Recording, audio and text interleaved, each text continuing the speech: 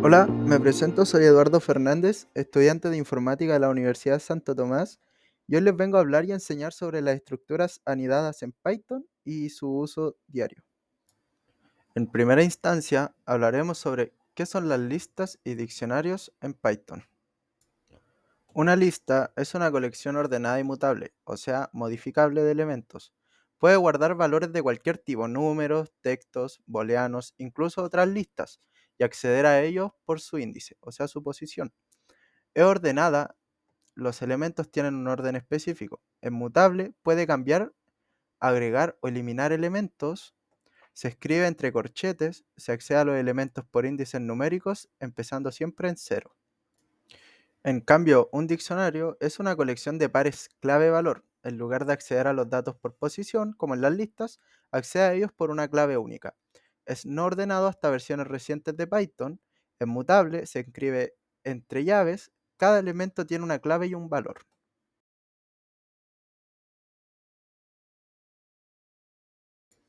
¿Cómo se trabajan las listas y los diccionarios? Empezamos con los índices. En la estructura como listas, cadenas o tuplas, los elementos están organizados en una secuencia. Para acceder a cada uno de ellos se utilizan índices, que indican la posición de elemento dentro de la estructura. Los índices en Python comienzan desde el número cero, lo que significa que el primer elemento está en la posición cero, el segundo en la 1 y así sucesivamente. También es posible usar índices negativos para acceder a los elementos desde el final hacia el principio, como lo muestra la imagen de ahí.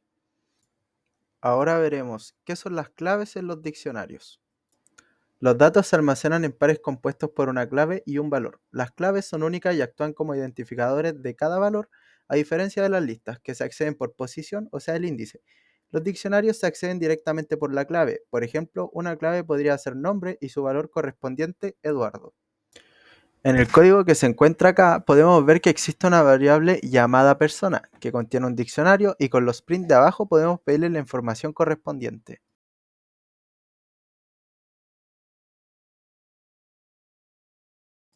Bueno, la iteración es el proceso de recorrer los elementos de una estructura uno por uno.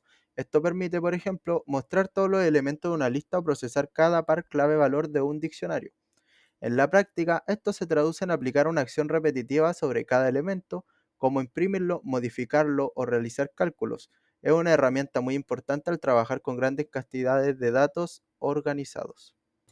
Reciclando un poco el código, ocuparemos el mismo diccionario de la explicación anterior para recorrer las claves y los valores del diccionario.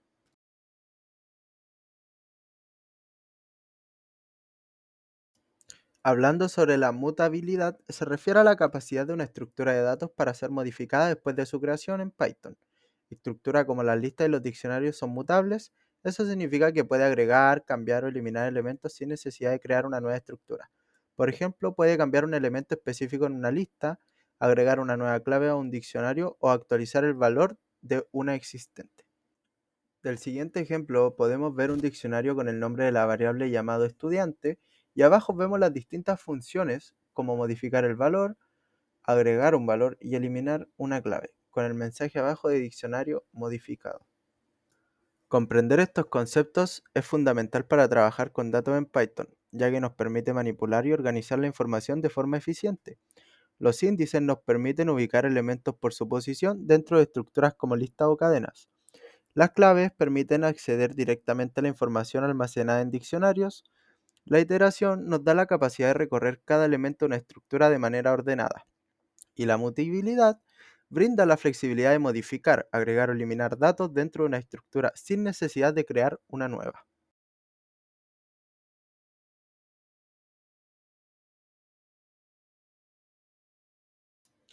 ¿Qué son las estructuras anidadas? Las estructuras anidadas o estructuras de datos compuestas son contenedores que almacenan otros contenedores como elementos internos, es decir, puede tener una lista dentro de otra lista, un diccionario dentro de una lista o combinaciones aún más complejas.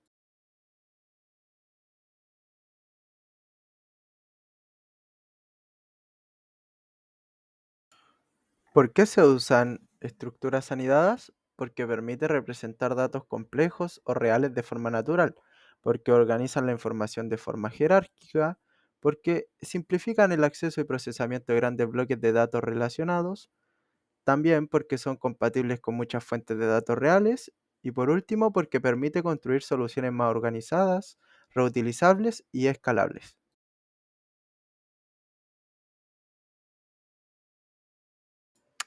En el siguiente ejemplo que presentamos, esta estructura es una lista de listas, lo que significa que cada elemento principal de la lista es otra lista interna. En este caso, cada sublista representa una fila del cine y cada elemento dentro de esta sublista representa el estado de un asiento, libre o ocupado. Imagina que el cine tiene tres filas y tres columnas de asiento. El resultado sería una matriz 3x3, donde puede ubicar fácilmente cada asiento por su posición, fila y columna. En el siguiente ejemplo nos damos cuenta que la estructura de este programa es un diccionario de listas. Las claves del diccionario, matemáticas e historia, representan materias escolares. Los valores asociados a cada clave son listas que contienen las tareas pendientes de esa materia y es una forma muy clara y organizada de representar una agenda de tareas por asignaturas.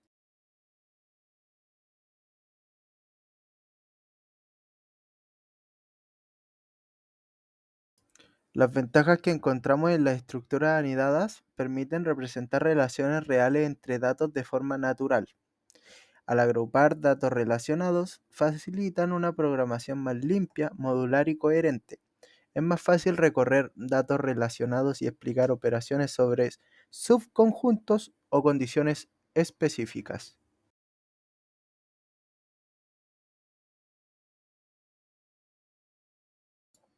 Las preocupaciones que se encuentran en estos casos: cuanto más profunda sea la anidación, estructura dentro de otra y otra, más difícil será mantener el código legible y mantenerlo correctamente. También, estructuras demasiado profundas pueden hacer el código más lento y más difícil de optimizar, especialmente en operaciones masivas como búsqueda o filtrado sobre grandes volúmenes de datos. Y por último, cuando algo falla dentro de una estructura anidada, localizar el error puede ser más difícil. Además, es más complicado crear pruebas automatizadas si no organizas correctamente los datos. Ahora vamos con las buenas prácticas al trabajar con estructuras anidadas. Usa nombres descriptivos para claves o variables internas. No aniden más de tres niveles si puedes evitarlo. Valida siempre que la clave o índice exista antes de acceder. Documenta bien la estructura esperada y también considera dividir estructuras complejas en funciones o clases. Ahora con un ejemplo claro, no anidar más de tres niveles si puede evitarlo. Las estructuras muy profundas, por ejemplo, una lista dentro de un diccionario, dentro de una lista dentro de otro diccionario, son difíciles de mantener, comprender y depurar. A partir de cierto punto, la claridad se pierde y el código se vuelve frágil. Al trabajar con estructuras anidadas, lo que me sorprendió e interesó fue su capacidad para representar datos reales de manera organizada y lógica. Me di cuenta de que muchas situaciones cotidianas, como gestionar la información de estudiantes, empleados, productos, actividades, se pueden modelar fácilmente con listas de listas o diccionarios dentro de listas. Eso me ayudó a entender que la programación no solo se trata de escribir código, sino de pensar cómo organizar la información de forma eficiente. Sin embargo, también me enfrenté a retos importantes. Lo más difícil fue mantener la claridad cuando las estructuras se volvían demasiado profundas. A veces, acceder a datos muy anidados se volvía confuso, especialmente si no recordaba exactamente cómo estaba compuesta la jerarquía. También me di cuenta de que si no validaba bien las claves o los índices, los errores aparecían rápido y eran difíciles de rastrear. A pesar de esas dificultades, este tema me pareció muy valioso. Me enseñó a ser más ordenado con mis datos, a usar nombres claros y a pensar antes de crear estructuras complejas. En definitiva, trabajar con estructuras unidades me ayudó a mejorar no solo mis habilidades técnicas, sino también mi forma de analizar y planificar la solución de problemas.